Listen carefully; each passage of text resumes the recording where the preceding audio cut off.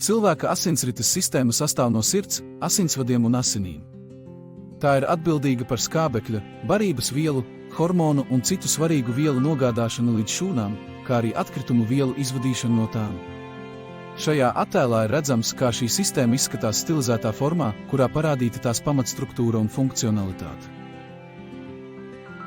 Sirds ir šīs sistēmas motors. No sirds iziet divu veidu asinsvadi. Artērijas attēlotas sarkanā krāsā, tās nogādā plaušu alveolās ar skābekli bagātinātas asinis uz ķermeņa audiem, un vēnes attēlotas zilā krāsā, kas atgriež ar skābekli trūcīgās asinis atpakaļ pie plaušām.